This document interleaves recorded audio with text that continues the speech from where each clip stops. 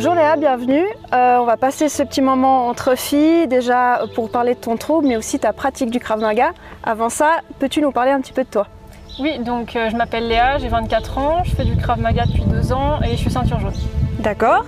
Peux-tu nous parler de ton trouble? Qu'est-ce que c'est exactement? Donc j'ai un trouble du spectre autistique. Donc c'est un trouble, donc comme j'ai dit, c'est un spectre, donc on est un peu tous différents. Mais dans mon cas, c'est plus les aspects de la gestion émotionnelle et des sens qui est un petit peu compliqué. Donc tout ce qui est le toucher, le bruit, tout ça, c'est des difficultés que j'ai. J'ai toujours senti que j'avais quelque chose qui était différent en moi, mais c'est que très tardivement que j'ai été diagnostiquée à 23 ans. Mais est-ce que ça affecte aussi ton quotidien? Oui, beaucoup. C'est beaucoup de fatigue, surtout mentale, donc, mais aussi physique. C'est vrai que de devoir toujours combler, de devoir faire face à ces difficultés, par exemple quand il y a du monde, quand il y a du bruit, je compense beaucoup. Et c'est vrai que quotidiennement, c'est quelque chose qui m'affecte beaucoup. Et donc tu as commencé le Krav Maga, qu'est-ce que ça t'a apporté en soi?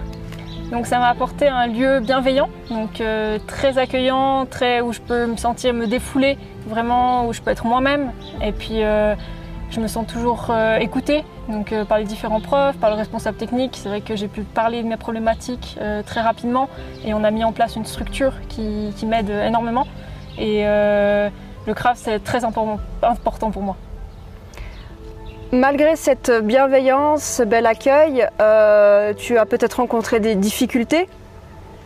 Alors oui, c'est vrai qu'au début, l'idée d'avoir des contacts physiques avec des personnes que je ne connais pas, c'est vrai que ça m'angoissait un petit peu.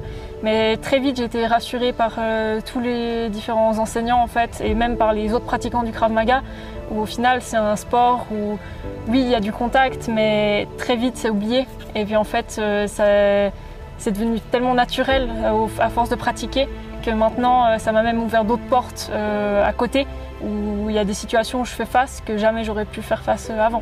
Donc tu as quand même croché, mais est-ce que tu pourrais nous parler de ton premier entraînement? Ça doit être le plus stressant quand même. Oui, alors c'est vrai que le premier entraînement j'ai été très angoissée, je ne savais pas du tout à quoi m'attendre et en fait j'ai été très accueillie, c'était vraiment un premier entraînement qui a été très révélateur pour ma pratique. Je connaissais personne, donc vraiment j'avais aucune idée de comment ça allait se passer et l'enseignant il m'a rassurée, il m'a dit c'est normal si tu comprends pas tout, tu vas y arriver.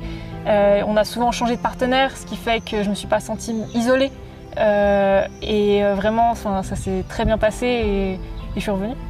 Donc tu as croché et tu as dû aussi intégrer le Krav Maga dans ta routine. Qu'est-ce que tu as fait exactement? Alors après avoir eu mon premier entraînement, j'en ai parlé en fait avec les différents médecins qui me suivent et c'est vrai qu'ils ont tous été unanimes que c'était une bonne idée que j'ai une activité où je puisse y aller plusieurs fois par semaine. Ça me permet de me décharger mentalement, physiquement, de me défouler, de pouvoir vraiment extérioriser tout ce que je retiens à l'intérieur de moi. Et c'est vrai que depuis que je fais ça, je me sens beaucoup mieux mentalement et enfin voilà, vraiment très bien. Donc tu as senti une différence au niveau de l'état d'esprit, au niveau de la confiance, donc c'est vraiment quelque chose de plus que positif. Oui, vraiment c'est révélateur, ça a vraiment changé ma vie, dans le sens maintenant je me vois faire des choses qu'avant jamais j'aurais pu faire et puis vraiment je sais pas comment expliquer ça, mais c'est quelque chose qu'il faut vivre pour pouvoir vraiment ressentir ça entièrement. Mais le fait d'avoir été accueilli comme ça a été quelque chose qui a vraiment tout changé. Et bien justement, s'il y a d'autres personnes dans ta situation et qui n'osent pas pratiquer le Krav Maga, quels conseils tu pourrais leur donner?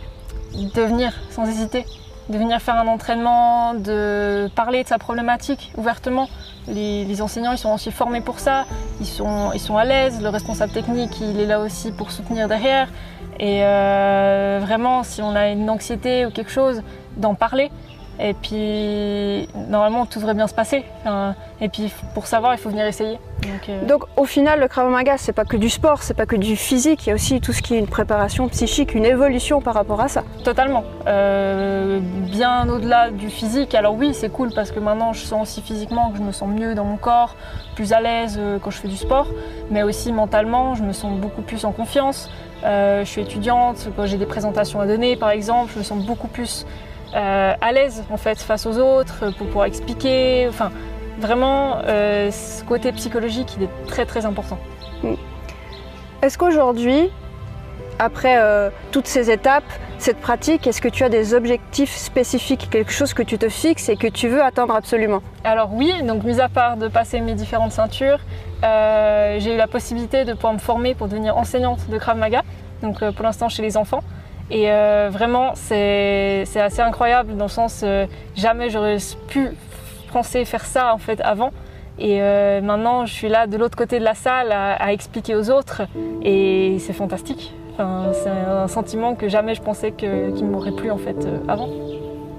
Ben, félicitations, c'est un bel objectif. On te souhaite plein de succès et merci de nous avoir accordé ton temps. Merci beaucoup. Merci.